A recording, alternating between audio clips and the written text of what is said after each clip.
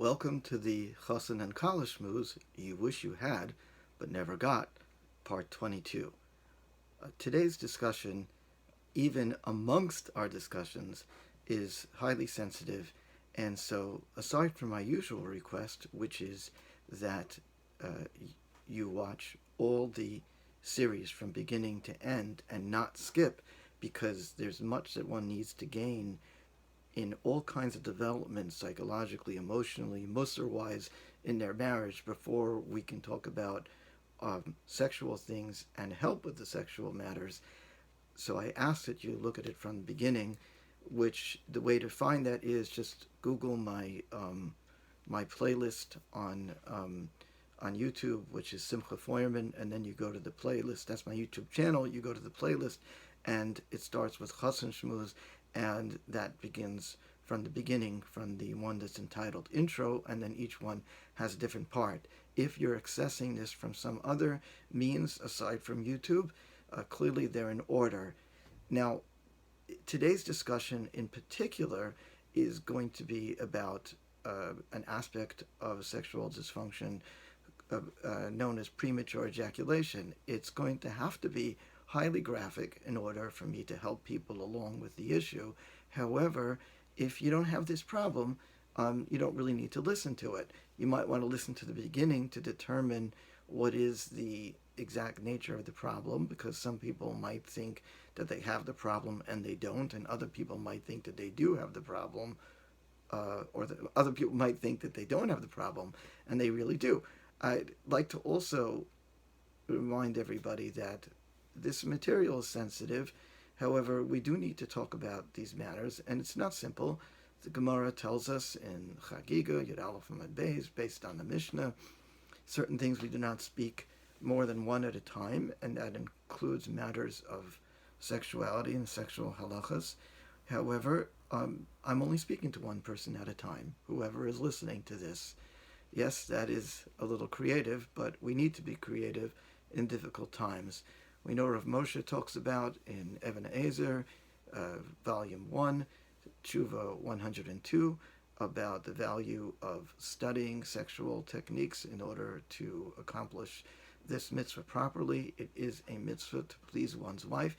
And in particular, we have learned earlier in the Chosson Shmooze discussions, we have learned the Gemara Nida on Lamed Aleph tells us that it is an important value to be able to tarry on the woman, meaning showa ala beten is the language of the Gemara, meaning to be able to spend a lengthy amount of time in intercourse. We also noted in earlier discussions that there's some contradictions to this in Shulchan Aruch, and we discussed how to deal with those contradictions. That is not today's matter. You will have to look at the earlier discussions that we've had, which are available, and I encourage you to do so. Also, much of the content here is available on a PDF that you can get by contacting me at my email. Now, getting down to the meat of the matter, let's start with the definition of premature ejaculation. So there are different ways to define it, and I will tell you the way that I favor it. There is one classic definition, which is that intercourse, on average, with a typical couple, lasts about 3 minutes. So people who ejaculate earlier than 3 minutes would then be considered premature, and those that last 3 minutes would not. However, I do not favor that definition at all, because the point of all this is to be able to last as long as is satisfying, particularly for the woman, because even though, as we have noted earlier, there are ways that women can achieve orgasm outside of intercourse, there are certainly satisfying elements of intercourse itself when done properly, and a woman is properly aroused. There are aspects of intercourse itself that are very satisfying. There are aspects of orgasm through intercourse that is satisfying. And in addition, there is this thing within the human anatomy, a female human anatomy, known as the G-spot, which lies on the, so to speak, how to describe it. If a woman is lying down, then it would be on the roof of the vagina, about an inch and a half in, which is an area that's highly sensitive to stimulation too. So intercourse can be very stimulating and also bring orgasm through those means. Now, it's not a requirement to have intercourse to have an orgasm through intercourse. It's a wonderful thing, and it's not a race, and it's not a competition. However, it can be very satisfying, and it is something that takes some couples a lot of time to be able to do, and others not. What it definitely involves is communication. It involves being able to listen to each other and listen to your bodies, sometimes slight movements one way or the other, slight areas of pressure or consistency, and the security of knowing that one could last as long as he needs to is an element that can help bring about this desired state of affairs that is indeed a mitzvah, as we have seen earlier. Now, there are a couple of foundational points that people need to know. One is that there is much misconception about premature ejaculation, which is there's this sense that somehow or another a man cannot control his ejaculation. Functionally, many people have not learned how to control their ejaculation. However, that is just simply not factual that a man cannot control his ejaculation. In fact, any man can learn how to control his ejaculation and have sex as long as he needs to have it. That might be very surprising for people because they have not had that idea. The only thing I can give as an example is if you were brought up on a planet where men and women did not control their bladders and they ended up urinating whenever their bladder reached a certain state of fullness, that would be an example until somebody woke up and said, hey, if you really focus, you can learn how to identify those set of muscles and those physiological states that tell you that your bladder is full, that allow you to hold the sphincter muscle to keep the urine in and allow you to release it. Now, very similarly, although it is somewhat more of a complex physiological and psychological interaction, very similarly, with practice and teamwork, a man and woman, a couple, can learn how to manage ejaculation.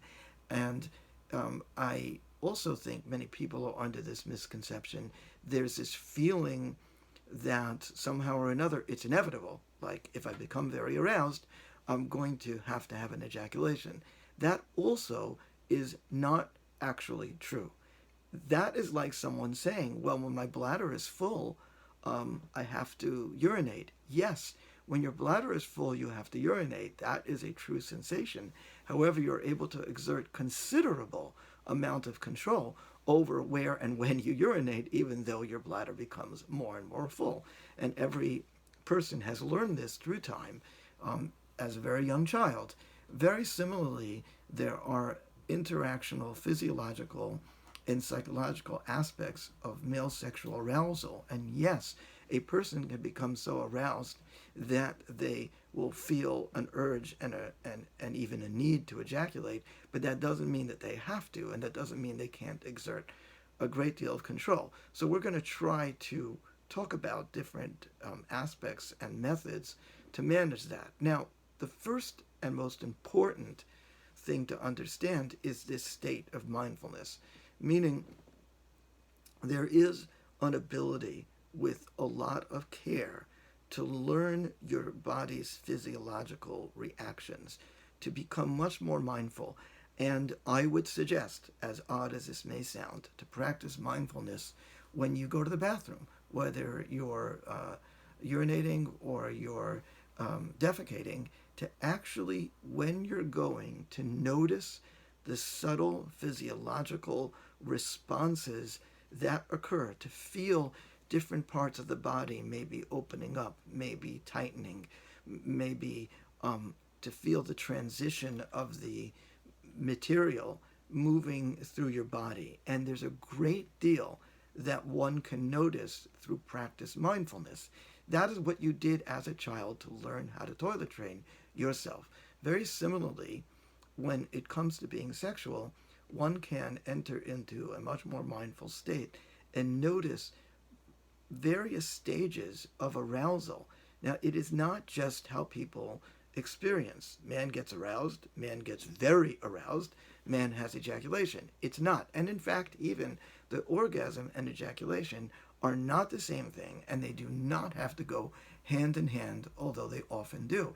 There are ways to have orgasms without ejaculation, and there are people that have ejaculations without orgasms. This may sound very odd, but it is something that one can learn. And of course, one can learn through that what many people wonder about, and kind of it feels like a secret mystery, but so to speak, the black belts of sexual mindfulness can learn not only to control their ejaculation indefinitely, they can also learn to have orgasms without ejaculation and enjoy the pleasure of the orgasm and have more than one, just like women are able to have more than one.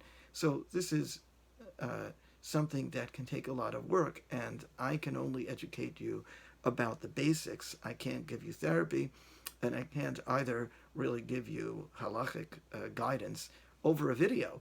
I can educate you about some of the key points so that when you need to get help, which oftentimes premature ejaculation does need psychological treatment, but you can understand, you could try some things and see if they help. And you also could understand when you're getting help, are you getting help that's based on evidence-based practices that we know actually can help people not have premature ejaculation. Now, one major issue is anxiety. A majority of sexual dysfunctions come from anxiety of one sort or another. Some people might recognize this intuitively. Other people might balk at it because they may be thinking to themselves, wait a minute, I don't feel anxious. But here's the thing, anxiety is sometimes felt mentally, it is sometimes felt emotionally, and it is sometimes felt physiologically. Now, they do go hand in hand, but not always. So a person might not be at all aware that they're anxious, but their stomach might be all tight. Their hands might be clenched. Very similarly, when people have anxiety about sexuality for various reasons, it can be guilt, it could be performance issues, it could be even passive-aggressive anger and resentment at one spouse. If they have that anxiety, it can affect it physiologically in ejaculating soon, because an ejaculation is a release of tension. So the body naturally gravitates toward wanting to release that tension and alleviate the anxiety. But once again, through mindfulness, one can come to various experiences that can allow one to learn how to delay ejaculation. Now, I'm going to talk about some things that are quite graphic, if I haven't yet gotten graphic, and I'm also not commenting on the halachic aspects of this. I have, as I have said in earlier discussions, first of all, we've covered quite a bit of halachic material, at least on an educational level. I'm not posketing for anybody. Second of all, I am here to teach people what is most helpful on a practical level. Just like you go to a doctor and the doctor prescribes what he or she believes is the best medicine.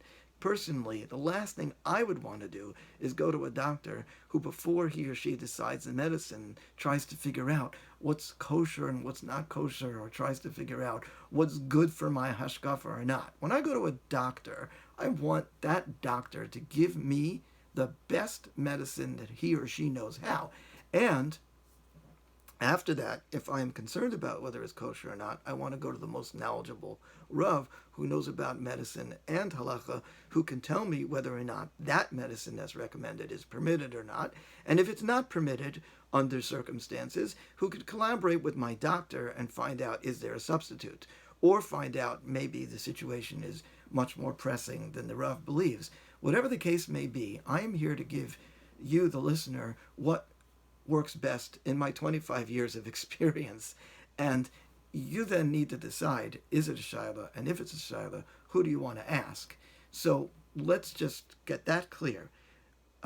So we're going to talk about a couple of techniques in a graduated degree that can help in this concern.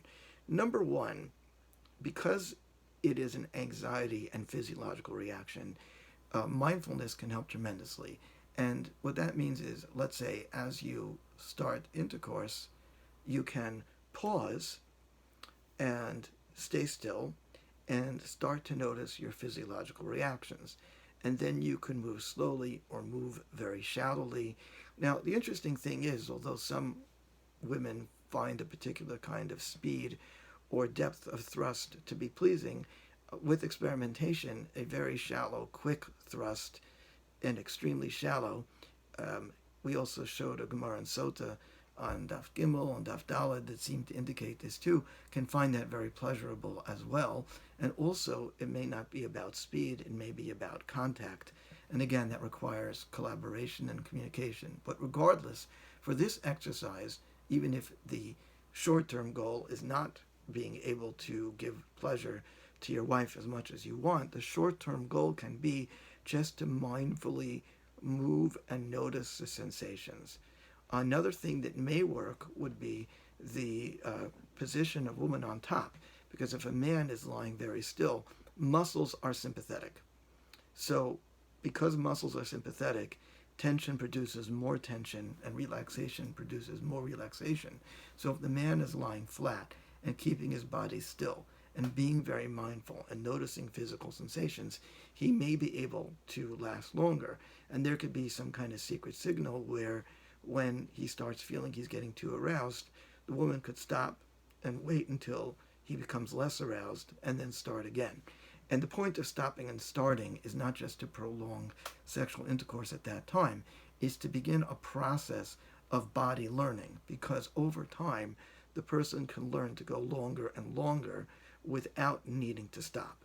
Now, the next level in that is to try something very different, which is not to have intercourse at all, and to use some kind of lubrication and have one's spouse, one's wife, massage and rub the male organ repeatedly, and then when the person reaches a state of high arousal, to stop and wait and start again.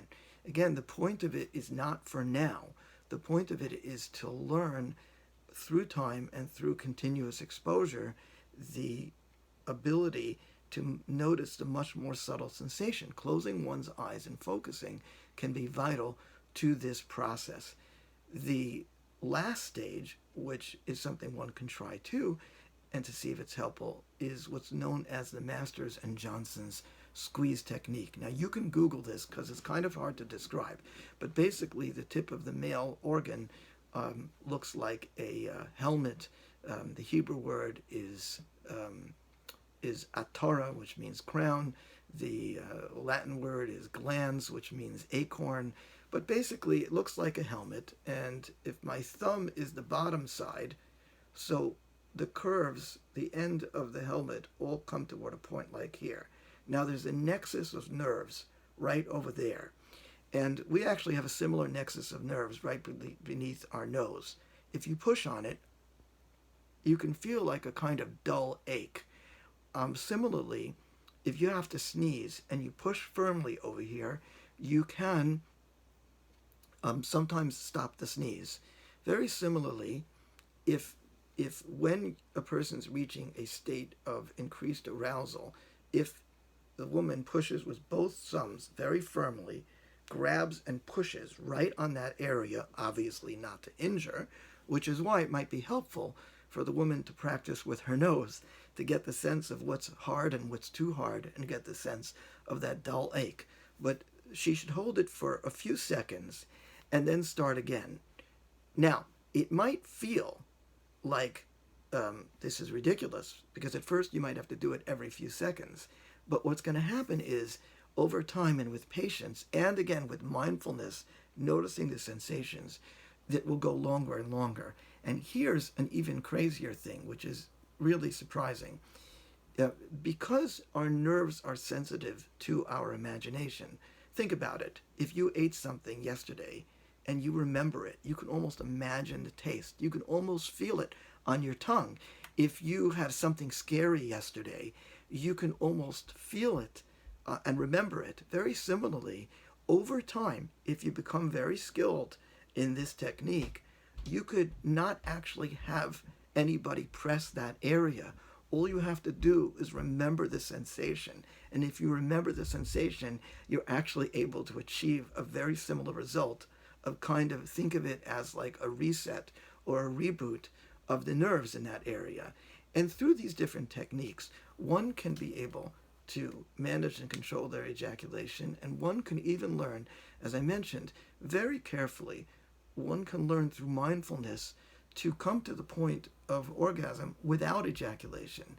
Now, it is true that that might take years of practice, just like if you want to be able to chop 3 blocks of cement with your hand, you might have to go through many years of martial arts training. But one can be surprised what a person can achieve through mindfulness. And I remind everybody, this is a mitzvah. It is a mitzvah to be able to extend sexual intercourse as long as necessary as to give one's wife satisfaction.